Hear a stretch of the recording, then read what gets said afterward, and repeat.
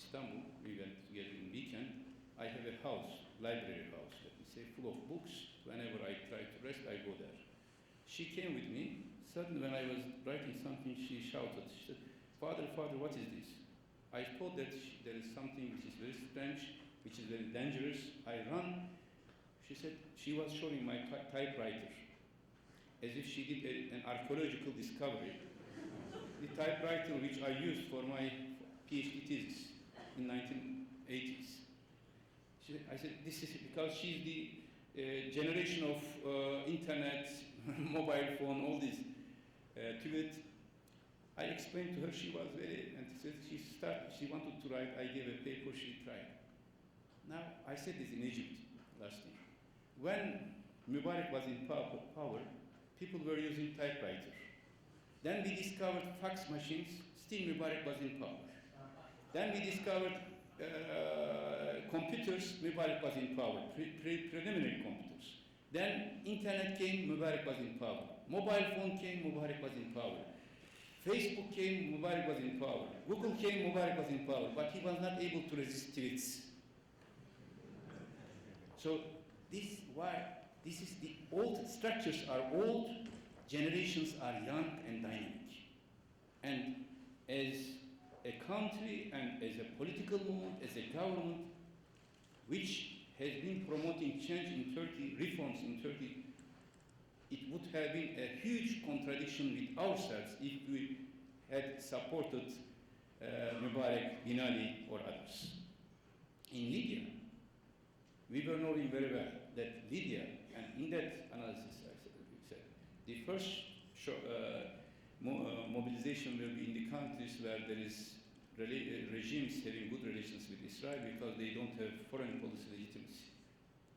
But in other countries where there is some different foreign policy, like in Syria, and because of the complexity of sociology of Syria, the challenge will be much bigger.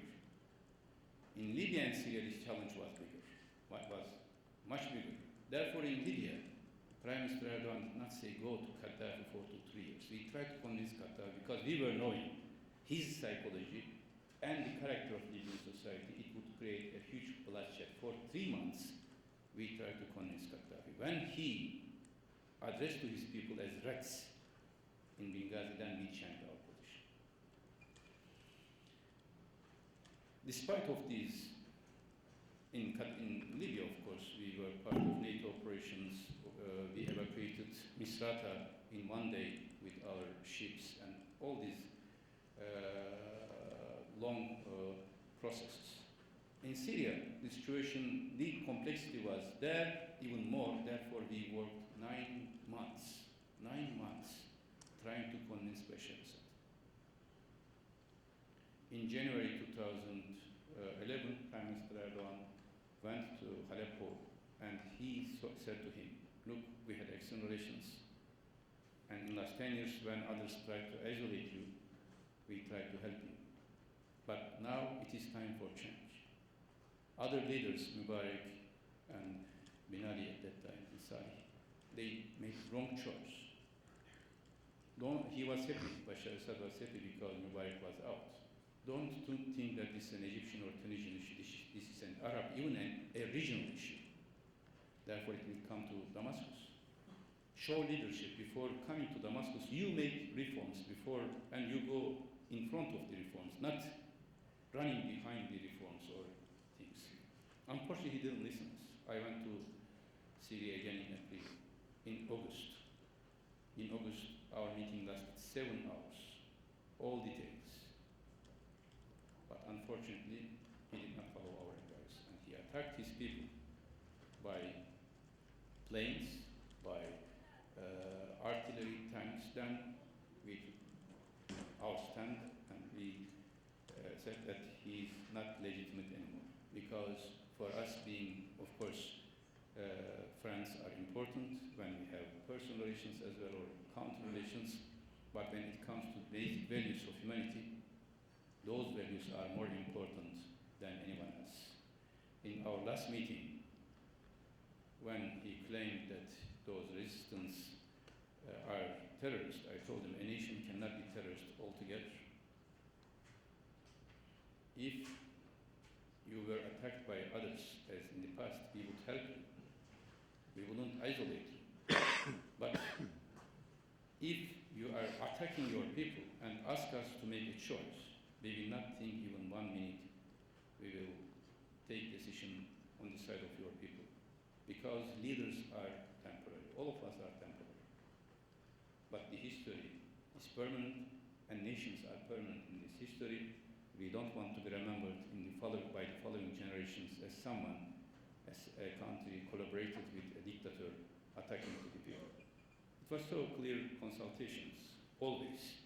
Unfortunately, he didn't listen. Then we made regional engagement with Arab countries, Arab League, for 4 months. Again, he didn't listen Arab League. And we tried in UN. Unfortunately, UN system did not produce any solution. And we came to this point. Today, UN system is being paralyzed not to take any decision. Unfortunately, Assad regime is continuing to kill people.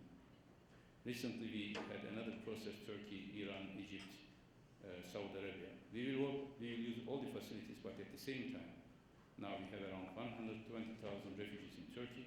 80,000 of them are in camps, the others are in cities. And around 2 million people are IDPs. More than 500,000 are refugees.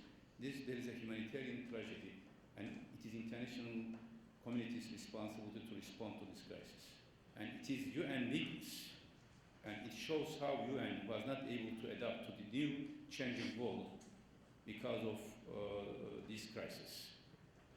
In short, the earthquake is continuing, and Turkey will be always at the side of the history, flow of the history, nature flow of the history, at the right side of history, on humanitarian issues, ethical issues, as well as on strategic issues. For us, our foreign policy bases on not on a dichotomy of idealism and realism, or interest and value. For us, norms and values are very important, and strategic interest, strategic future of a country is directly linked to the strategic future of humanity. And therefore, Turkey will be always very active in all the issues related to the humanity in general and related to the nations around us, which are our friendly nations for centuries, and of whose destiny are directly linked to us. Again, we will always say, peace at home, peace in the world. Thank you very much.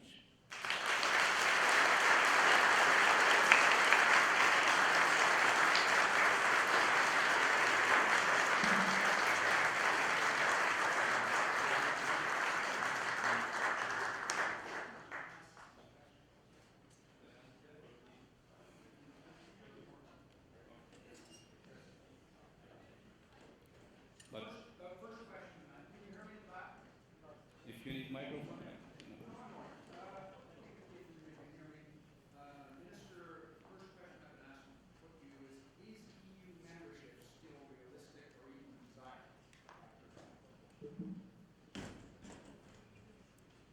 Realistic and should I answer, or will you give all the questions, or will I answer one by one?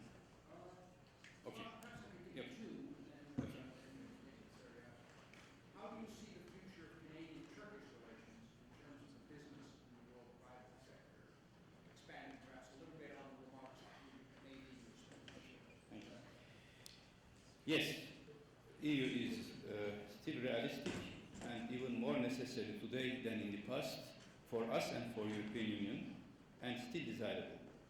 But it is when you say EU as a generic organization with these characteristics of today, the answer is yes.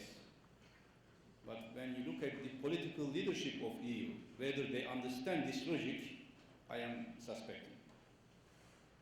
EU now is at a stage of historic decisions. Because of this latest economic crisis especially, they are very much inward looking, and Therefore, Europe in general is losing credibility, losing efficiency, losing dynamism. 19th century was a century of Europe, and it continued until Second World War. 20th century, the Atlantic, especially the United States, came to the front with the Soviet Union, and EU tried to respond to this as an organization, how to survive as a strategic player in this new bipolar world. In 21st century, EU will have to take very strategic decisions for the future. Either EU will be geopolitically relevant, economically competitive, and culturally inclusive, or EU will be geopolitically irrelevant, economically old and static, and culturally exclusivist and inward-looking. These are two futures of EU. If they opt for the first, EU will be a strategic player, a rising power again, and European continent will still be the basic geography in all decisions. If EU opts for the second, not only EU but European continent will lose the weight in international relations. And I can say you very confidently, for EU to be in the first category, Turkey is the key. Turkey is the key. Turkey is not a burden anymore to EU. Like 10 years ago, many people were perceiving that Turkey will be an economic burden on the EU. It will be a political burden. It will be a military burden. No, Turkey is not a burden anymore. It's an asset. It's an asset not only strategically but economically.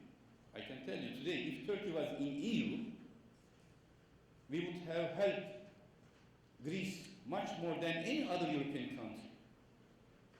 We are trying to cooperate with Greece, but because of the barriers of EU, we were not able to act even as two neighbors. Last year, we agreed with Prime Minister Papandreou at that time that there will be joint tourism packages in order to help the Greek economy. But because of very tough visa policy of EU, we lost one summer not to act. Same for Bulgaria, for Romania, Turkish neighbors, old neighbors, and continue